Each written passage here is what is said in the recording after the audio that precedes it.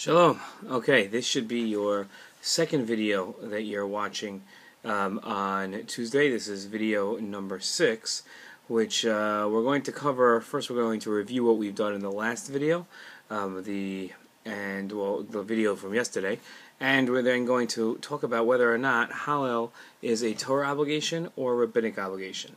So first, let's go over just what we saw in the first video, where we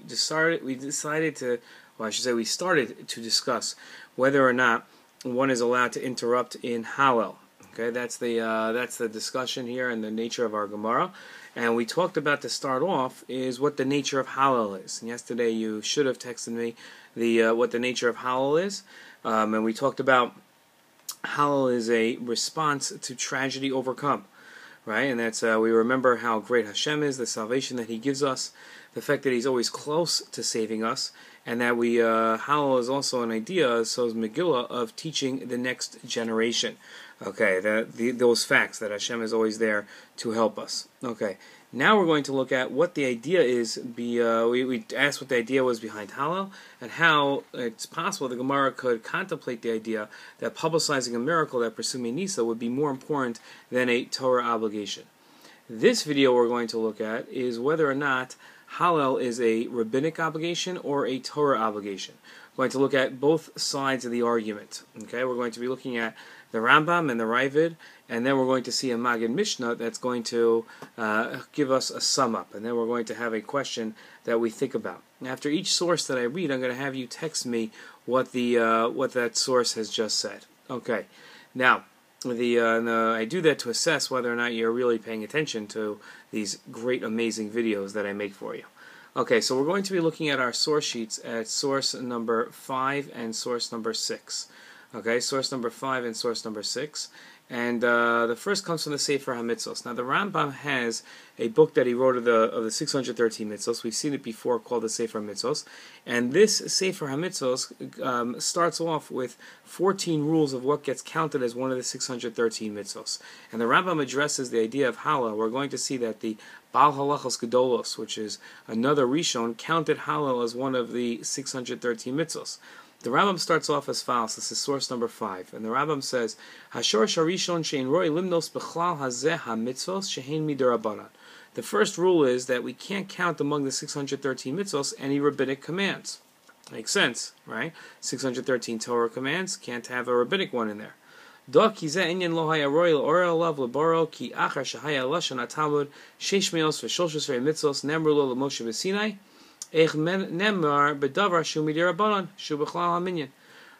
the Rambam says this makes sense because the Gemara had said that there are 613 mitzvos. The 613 mitzvos were told to Moshe Rabbeinu at Har Sinai. So how could you then count a rabbinic mitzvah that was given after Har Sinai? That doesn't make any sense. Avahayarnu alav bnei shetau bo rabim umanu kriyas hallel sheshevach bo David alav shalom ha'el yisala shetziva ba Moshe. Right, so rather, right, they counted, meaning the Bahag, he counted among the 613 mitzvos, reading of the Hallel, which is a praise that David HaMelech wrote. Right, Hallel is a selection of chapters from Tehillim, right, and if it's a selection of prakim from Tehillim, and David HaMelech wrote them, David HaMelech came about 1,000 years after Har Sinai. How could you say that the reading of Hallel is a Torah command when Hallel itself was only written 1,000 years after Har Sinai?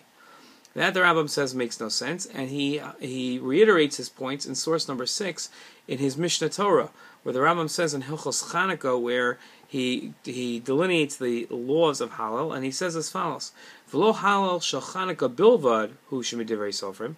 Right, so you might think that the obligation to recite Hallel on Chanukah is rabbinic in nature. He says midivrei sofrim, which is one of the ways the Rambam says midarabanan.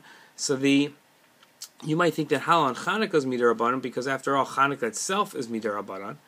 But he says it's not only Hallel on Chanukah is midarabanan, but rather ela kriyas Hallel li'olam midivrei sofrim.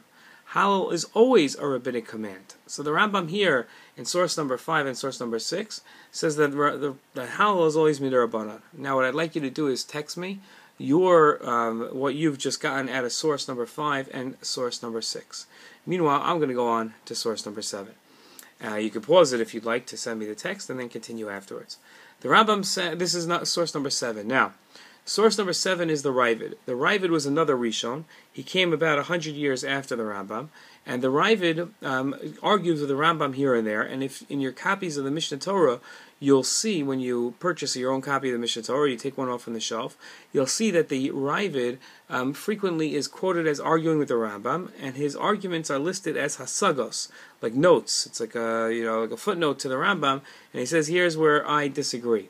And this footnote that he has on the Rambam says as follows. This is source number 7. Hasagas Ravid, and this is what he's quoting the Rambam now. Kriyas Hallel Olam Midivrei Sofrim B'chol Yom Shegormim. The Ravid says that Hallel, according to the Rambam's opinion, that Hallel is always Midarabanan. The Ravid says Amar, that Aleph stands for Amar Avraham, because the Ravid was of Avram ben David, right? So this is Amar Avraham. The Ravid says this is what I have to say. V'yesh ben aseh midivrei Kabbalah. Hashir yeh lechem klil hiskadesh chag. He says that there's actually, you can see it from a pasuk in Yeshayahu, that there's actually, we have a tradition from a Torah tradition to say Hallel. It's not Midarabanan, the Ravid says. The Ravid, backing up the Bahag, says that Hallel is actually a Torah command. It's not the craziest thing to say it's not Midarabanan. And now we have a Machlokas Rishonim over whether or not Hallel is Midarabanan or Midoraisa. So now let's see how the Maggid Mishnah. The Maggid Mishnah is another Rishon who wrote a commentary on the words of the Rambam. And the Maggid Mishnah here, actually first, if you can send me a text on what the Ravid says in source number 7. Okay. Now, and I will be checking all these texts to make sure that you have all of them. I got a checklist. I'm going to go through each of your names and see to make sure that all the questions are answered. Okay, now the Maggid Mishnah says as follows. V'lo halal shel Chanukah, says the Maggid Mishnah in source number 8. B'perish amru parakaya komrim omrin, kavachomer kriya shema doraisa. Posek halal derabanan, mibaya alma halal miderabanan. So he says, hold on a second. Our Gemara states clearly that Hallel is rabbinic in nature. Right? This is the reason why we're bringing up this machlokas in the first place.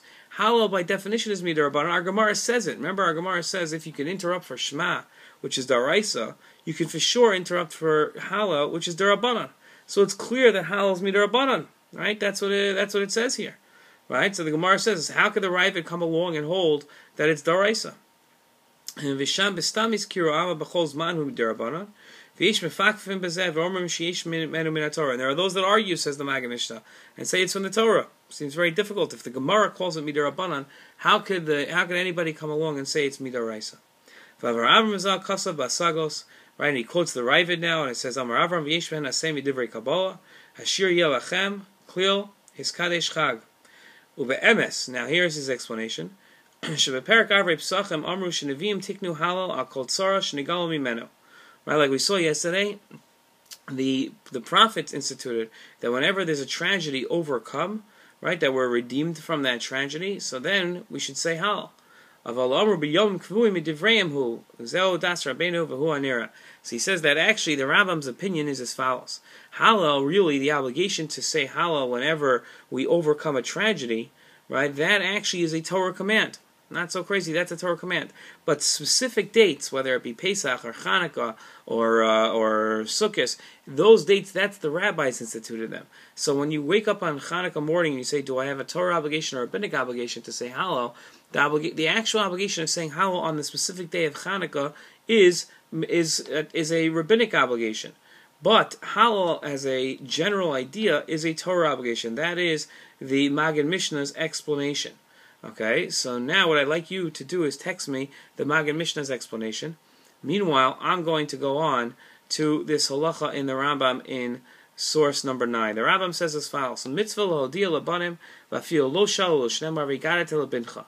Right, there's a mitzvah on the night of the Seder to tell our children about what happened on the Exodus from Egypt.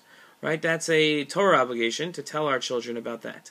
Now you're going to say, what in the world is the connection? Why are you bringing that up? It's going to help us with our thought question.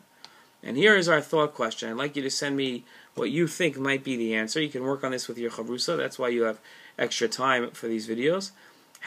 What's the svara to say that Hallel is midoraisa? I understand that the explanation the Maggid Mishnah gives that Hallel as a concept is midoraisa, but the actual dates is midarabanan. But how could you even say that Hallel is from the Torah? What's the svara to say that Hallel is from the Torah? I'd like you to think about that and send me an answer. Okay? I hope you enjoyed this video.